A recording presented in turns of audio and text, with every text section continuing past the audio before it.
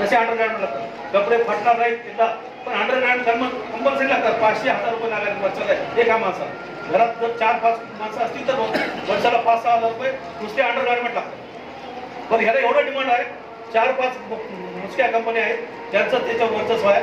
आता तुम्हाला सांगतो, इचलकरंजीला टेक्सटाईल पार्क दुनियाचे होजेरीचा पार्क आहे, खूप फार चालू आहे.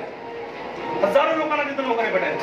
सरकारकडे नोकऱ्या मागण्यापेक्षा आपल्या भागाचा विकास झाला, टेक्सटाईल पार्क झाला, निश्चितच तुम्हाला सांगतो मुखेडचं नाव बिलकुल जगात झालं.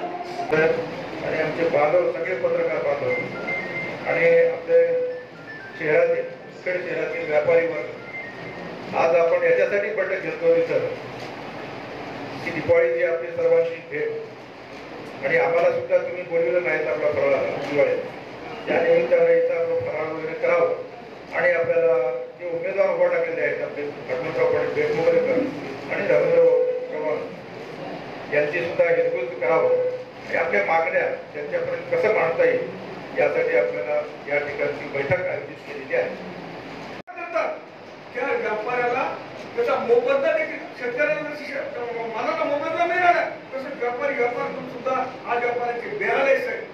मी सांगतो, एक 2-4 व्यापारी सोडून तर काय झालं साहेब, सगळे आज परेशान आहेत. आता दिलीप चौक म्हणले मला इतकं म्हणजे खर्च आहे, म्हणजे खर्च येतो 3-3 लाख रुपये किराया भरावं लागते.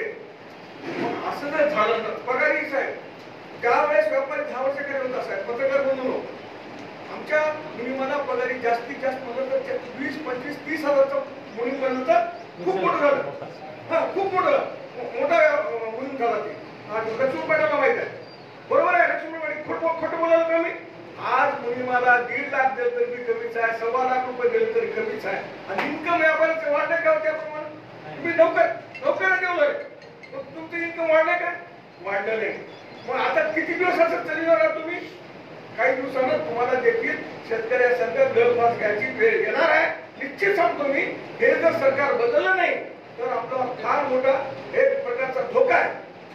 हा धोका जर टाळायचा असेल तर मी प्रामाणिकपणाने सांगतो, काँग्रेस पक्ष या देशामध्ये आपल्या लोकसभेमध्ये विधानसभेच्या निवडणुका झालेली तुम्ही पाहता मित्रांनो, या विधानसभेचे काय चिखल करून टाकले राजकारणात.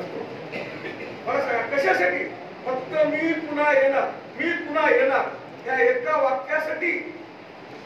तुम्हाला ऐका, हे वाक्य कोण बोलले तुम्हाला माहित आहे? व्यापारी आज सुद्धा मी पुन्हा येणार, मी पुन्हा येऊ शकतो नाही म्हणून मी आता महाराष्ट्राचा चिखल करणार.